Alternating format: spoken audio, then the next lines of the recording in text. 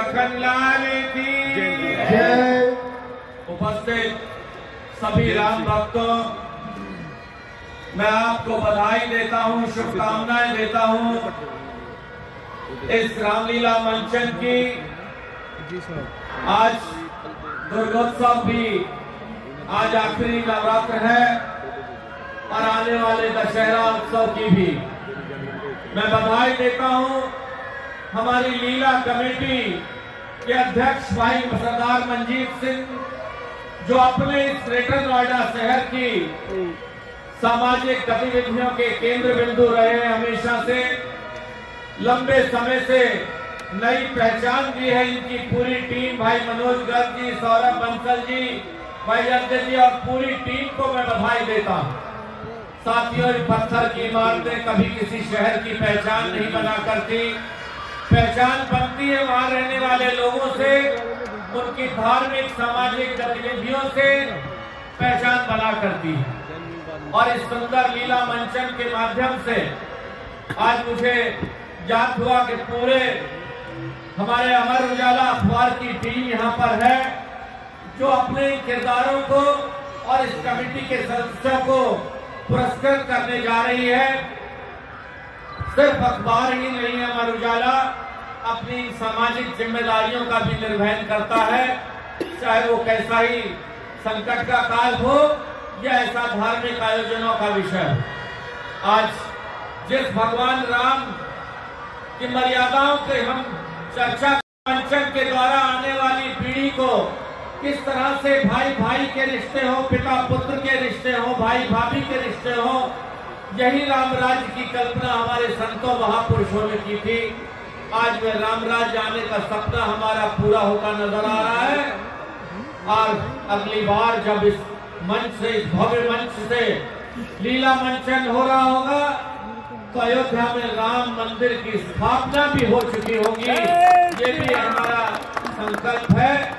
साथियों, आज के इस लीला मंचन का उत्सव मकसद भी जब पूरा होगा, जब भगवान राम की मर्यादाओं को, भगवान राम के आदर्शों को हम अपने जीवन में स्थापित करें और राम राज्य की कल्पना का जो सपना था हमारे संतों महापुरुषों, हमारे बुजुर्गों का, उस सपने को पूरा करें। मैं पुनः अपनी पूरी लीला कमेटी को इतने भव्य और दिव्य आयोजन और लंबे समय से पूरी टीम को मैं बधाई देता हूँ। बहुत बहुत शुभकामनाएं। बोलिए जय श्री राम, जय जय श्री राम, जय श्री राम।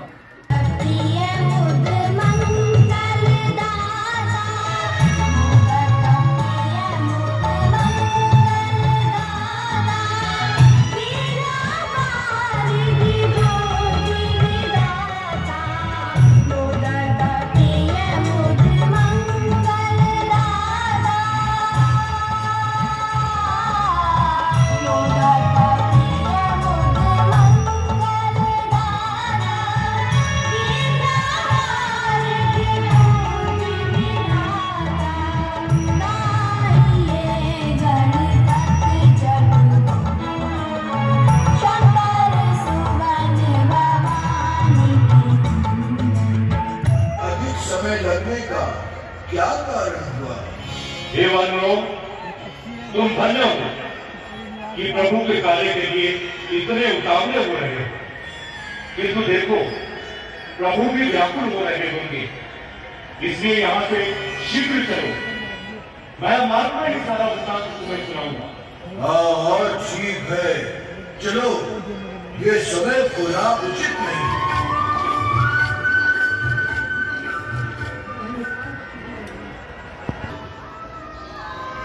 तो दबी हुई अग्नि के समान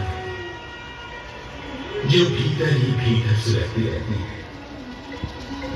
यह प्रेम का था सागर है जो ड्योरे मारता हुआ निरंतर चलता रहता है।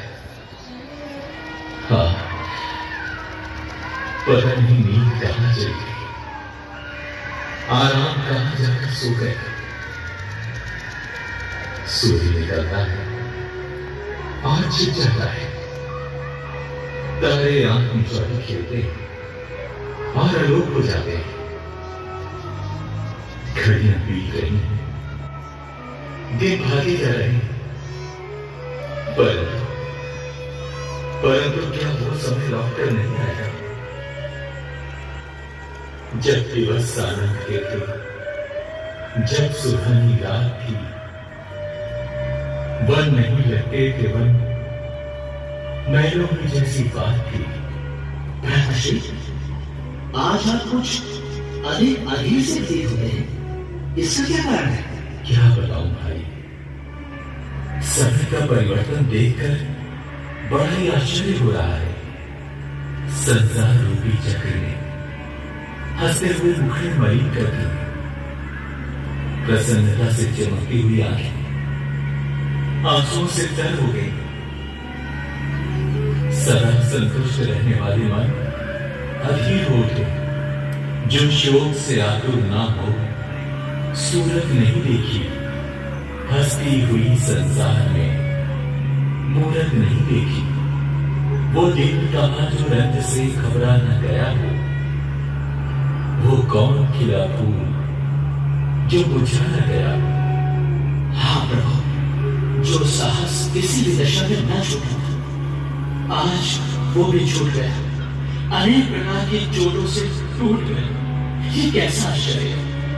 मोह था जिसको न सुख से, राज से, दरबार से, जो चला आया था नाता तोड़कर दरबार से, आज तक निश्चित हुआ था जो न दुखों की बात से, आज वो बन दब रहा संकटों के भाग से। अब तो भी सुखदेव जी, दूसरे का कार्य ऐसे ही होता है, पराई आदमी कौन बड़ा होता है? ऐसा ना कहो भाई, मुझे पूर्ण विश्वास है कि हनुमान जी निराश होकर ना आएंगे। जानकी की सुधि वो अवश्य आएंगे। हनुमान जी वानरों से आ रहे हैं और दुख की प्रसन्नता कह रही है कि माता श्री का पता ला रहे हैं। क्यों ना हो, पवन सुख का ऐसा ही प्रताप है।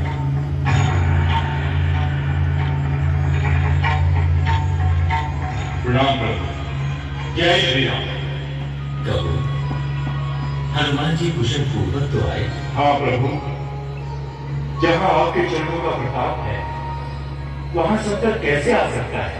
बताओ हनुमान, जानकी की क्या खबर लाए हो? सुनिए प्रभु, एक निर्जन वन में है उपवन, सुख का ना कोई साधन है, मनमानी माता रहती है, विरहानंद नाथ धड़कती है, दिन रात निशाचर दुख देते, संताप प्राण हर हर लेते, रावण के निष्ठुर वचन सुन सुन नित माता बहुत पिलकती है।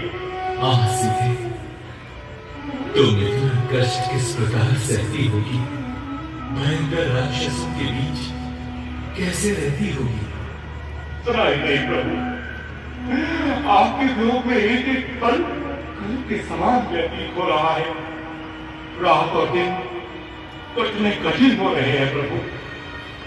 सूख कर कांटा बनी चीर प्राणों में नहीं, मन रुझा बैठा है साहस नींद आंखों में नहीं, रट लगी है आपके ही नाम की हर सांस में, प्राण अटके हैं हुए केवल मिलन की आस में। सीधे तुम सचमुच ज्यादा शिलाई हो, पतिव्रत धर्म की मूर्ति और स्त्री जाति के लिए कल्याणकारी हो। जब तक चलता रहेगा चक्र संसार का, मान लोगों में रहेगा धर्म के व्यवहार का। जब तक आकाश में चमकेंगे तारे शाम को, उस समय तक याद रखेगा जगत इस नाम को। निसंदेह महाराज, भेजी है प्रभु, ये लीजिए माता जी की चूड़ामणि।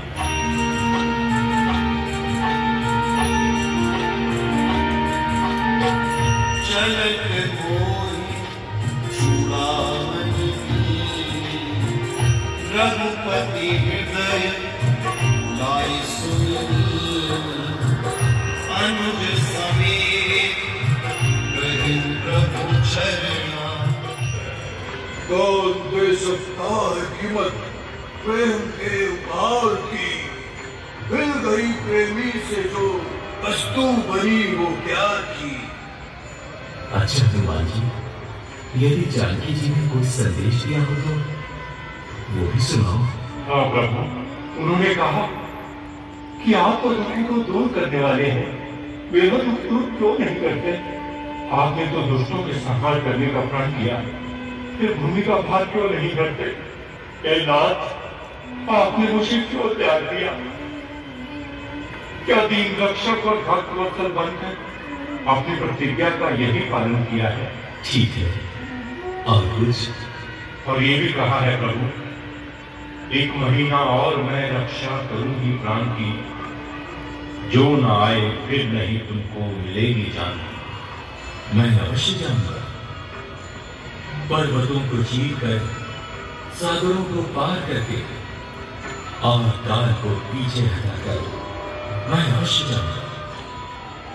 जानकी के वास्ते बाजी लगेगी जानकी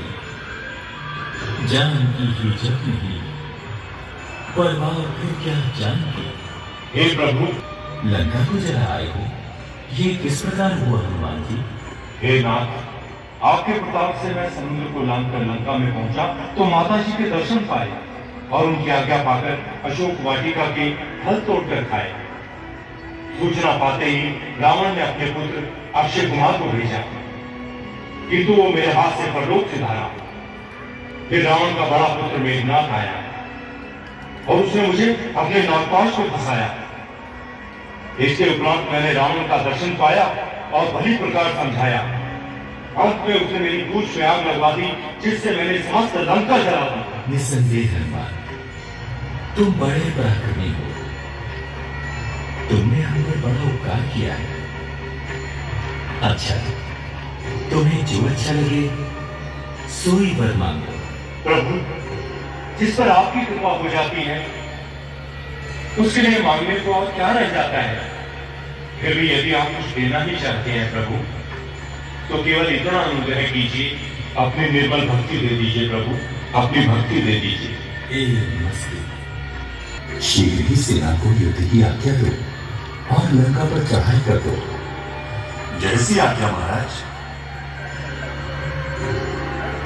जय भवानी, जय भवानी, हर हर महादेव।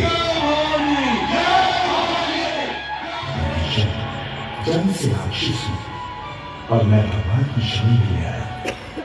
कृपा करके प्रभु को ये समाचार सुना दीजिए। यदि वो मुझे आशीर्वाद देना चाहेंगे तो मैं चला जाऊंगा। अच्छा, तू यही कर, मैं भी आता।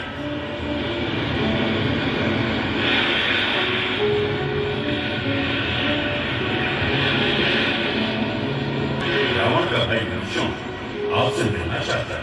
इस विषय में आपकी क्या सम्मति है? महाराज यद्यपि शील स्वभाव, परंतु फिर भी राक्षस। निशाचरों की माया कुछ समझ में नहीं आती है। संभव है इसमें भी कोई कपट हो, इसलिए मेरी सम्मति में उसे शांत कर रखना चाहिए। शत्रु पर विश्वास करने में कोई बुद्धिमानी नहीं। जामवंत जी, मैं आपके वचनों का आदर करता हूं, परंतु अपनी प्रतिज्ञा तोड़ते हुए डरता हूं।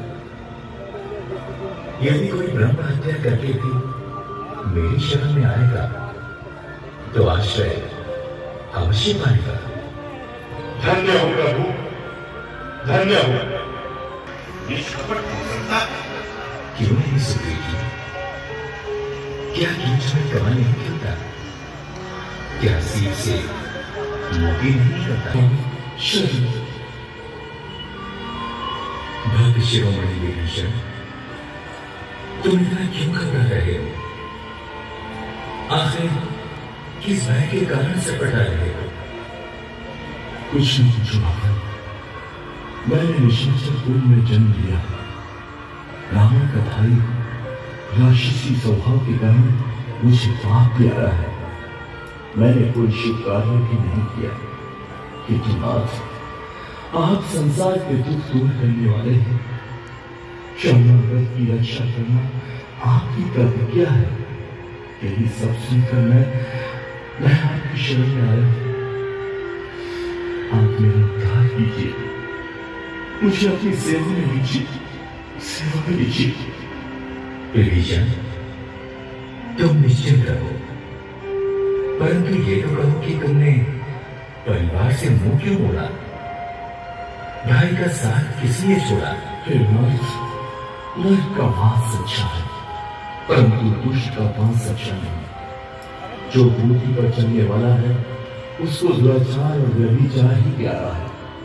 धन को भूल कर अधम के मार्ग पर जाना, उससे पृथक रहने में ही जीव की भलाई है। क्या तुम्हारा मतलब रावण से है? हाँ महाराज, मैंने उसे अनेक प्रकार से समझाया, ऊंच नीच दिखाकर सत्य मार्ग पर लाना चाहा, उसके नाश के दिन समीप आ रहे हैं, इसलिए उसे अनाचार ही भाव रहे हैं। ठीक कहते हो विभीषण, तुमने लोभ, मोह, अभिमान आदि सभी विकारों को जीत लिया है। तुम अनाचार से बचकर सत्य मार्ग पर चलने वाले हो। तुम्हें किसका भय है? हे नाथ, जिस पर आपकी कृपा हो जाती है उसे त्रिलोक में डरने वाला कौन है? जिस दीपक को आप जलाते हैं उसे बुझाने वाला कौन है? विभीषण, जब तुम माता पिता, भाई बहन, स्त्री पुत्र और घर बार का त्याग करके हमारी शरण में आ गए तो तुम्हें कोई संकट न सताएगा।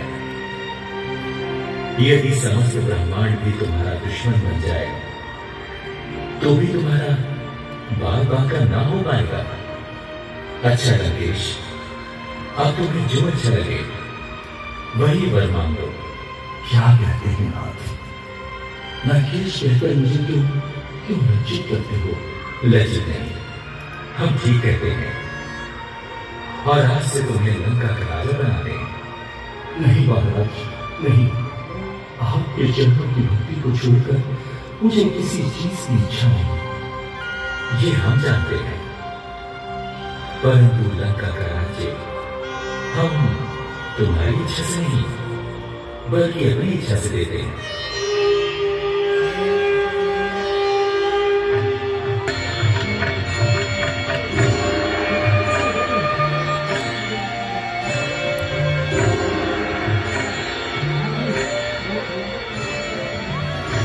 धन्य हो प्रभु, जो संपदा महादेव जी ने रावण को 10 शीश का बलिदान करने पर दी थी, वो आपने विभीषण को केवल शरण आने पर दे दी प्रभु। हनुमान, भक्त को हम क्या दे सकते हैं? भक्त के ऋण से तो हम कभी भी ऋण नहीं हो सकते। अच्छा सुखदेव जी, अब ये तो जानना आवश्यक है कि यह अथाह सागर किस प्रकार पार करा जाएगा?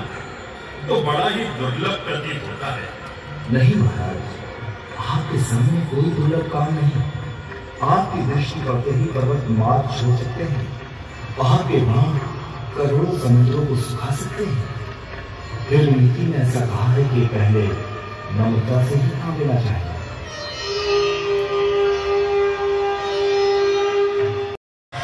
समस्त समुद्रों को सुखा देने की शक्ति होते हुए भी मैंने वरुण देवता का मान रखने के लिए पूर्ण विनय और सच्चे हृदय से समुद्र की पूजा की है और सेना सहित पार जाने में इनसे सहायता मांगी है, परंतु इस शख्स ने मेरा उपहास ही किया है।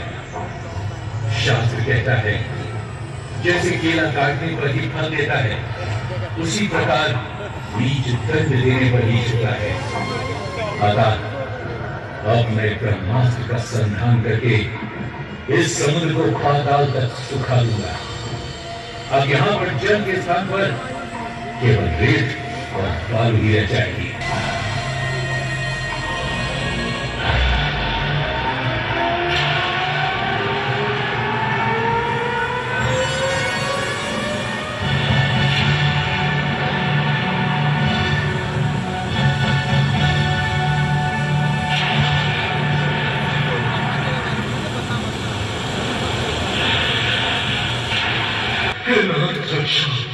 दया सिंधु बख्शो। प्रभु, मैं अपराधी हूँ प्रभु, मैं अभिमानी हूँ। मेरे अपराधों को क्षमा करो प्रभु, मेरे दोषों को क्षमा करो प्रभु। हमने विनती की, हमने नम्रता के साथ तुमसे प्रार्थना की, किंतु तुमने उसकी ओर तनिक भी ध्यान नहीं दिया। अभिमान के वश होकर हमारी नम्रता का अनुचित लाभ उठाया। अब उसका फल भोगने के समय क्यों घबराते हो? हे नाथ, आपका क्रोध प्रलय के समान होता है। आपका एक ही बाण अनेक ब्रह्मांड का नाश कर सकता है। फिर मैं दीन जरा की स्थिति में मुझे अपना दास समझकर क्षमा कीजिए और इस भयंकर बाण से अभय दान दीजिए। अच्छा, हम तुम्हारी नम्रता पर प्रसन्न हुए, परंतु अब ऐसा उपाय बताओ जिससे समुद्र पार कर सके। तो सुनिए नाथ, किसी नदी के किनारे एक क्षमाशील मुनि रहते थे और ये नदी वहां व्रत किया करते थे। जिस समय वो मुनि आंखें बंद करके ध्यान में बैठे थे, उसी समय ये उनके ठाकुर जी को उठा लाते और समुद्र में बहा देते।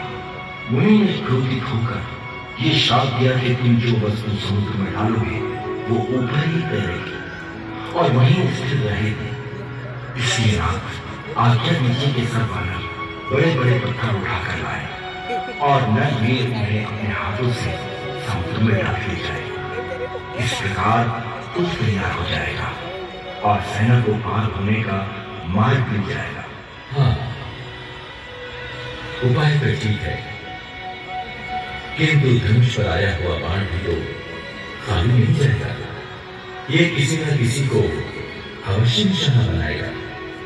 अच्छा प्रभु, यदि ऐसा ही है तो इस बाण को पश्चिम दिशा में छोड़ दीजिए और उस ओर जो हिंसक राक्षस रहते हैं इससे इनका संहार कीजिए। अच्छा तो उसी दिशा में छोड़ता हूं। जय।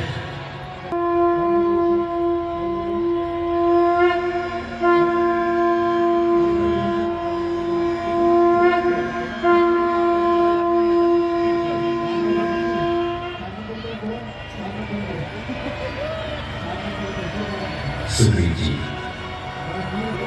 शिव की कृपा के बिना जीव का निस्तार नहीं। महादेव के समान मुझे और कोई प्यारा नहीं।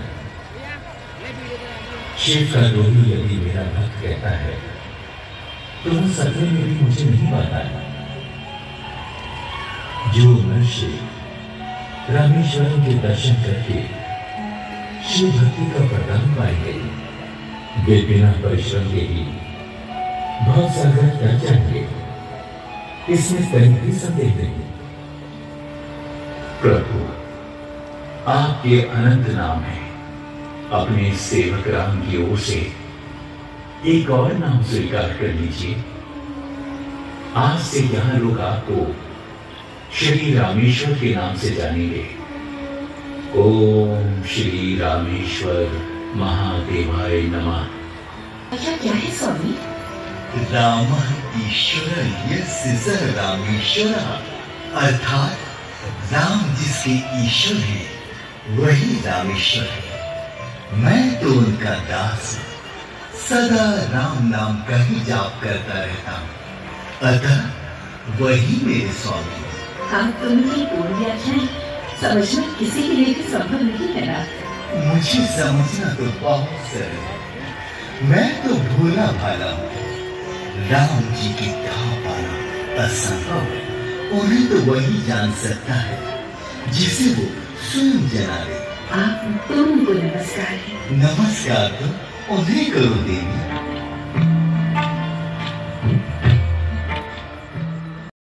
और सेना के पार होने का प्रबंध कीजिए। धन्य है नरमेल जी, आप लोगों को धन्य है। अच्छा सुग्रीव जी, आप चलो पार होने का प्रबंध करो।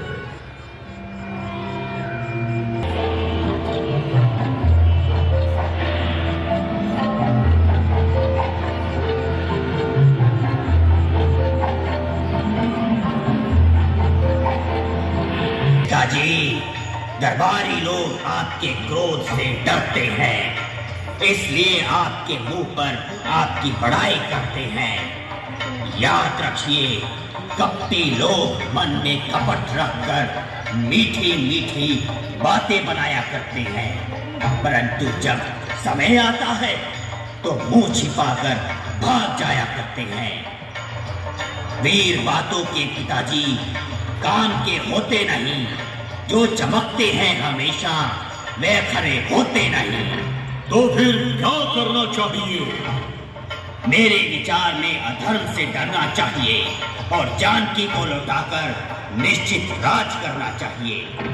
तो ये क्यों नहीं कहता कि कायर बन जाऊं, अपने नाम पर कलंक लगाऊं और जानकी को लौटाकर संसार में डरपोक कहलाऊं? डरपोक नहीं पिताजी, आपका कल्याण होगा, परलोक में गति और तीनों लोकों में सम्मान होगा। कर्म जिनके नहीं हो गया, द्रोही विभीषण की तरह विश्वासघाती हो गया, जन्म लेकर मेरे कुल में नीच पामर बन गया। कह रहे हैं तेरी बातें, तू भी कायर बन गया। नहीं पिताजी, मैं कायर नहीं, आपका सच्चा आज्ञाकार हूँ। आपके और लंका के लिए हर समय जान देने के लिए तैयार हूँ। तो फिर ऐसी कायरता की बातें क्यों बनाता है? रावण का पुत्र होकर नीचता क्यों सिखाता है? शत्रुओं से हार कर इस कुल को मत बदनाम कर। वीर की संतान है तो वीर का ही काम कर। अगर भी जो छेड़ेंगे वे संग्राम को, मैं अकेला जाके दिखलाऊंगा नीचा राम को। युद्ध निर्दोषों पर मुझसे किया जाता नहीं, पक्ष लेकर पाप का लड़ना मुझे आता नहीं। फिर वही कायरता की बातें, फिर वही शत्रुओं का पक्षपात। अरे नादान, मेरी आज्ञा से इनकार न कर, मुझे अपने स्वाभाविक क्रोध पर तैयार न कर। कुछ भी हो पिताजी, झूठी हाँ में हाँ नहीं मिलाऊंगा। देखती आंखों लंका को पतन की ओर नहीं ले जाऊंगा। हर समय तैयार हूँ लंका की सेवा के लिए, जान दे सकता हूँ अपने कुल की रक्षा के लिए। झोंक दीजिए आग में इच्छा यदि हो आपकी, पर नहीं अपनाऊंगा नीति कभी पाप की। तो क्या ये हठ नहीं छोड़ेगा? नहीं। राम से युद्ध नहीं करेगा? नहीं, इस प्रकार कभी नहीं। मेरी आज्ञा अनुसार नहीं चलेगा? नहीं। तो चल, जहां तेरा विद्रोही चचा गया है वहीं तू भी निकल।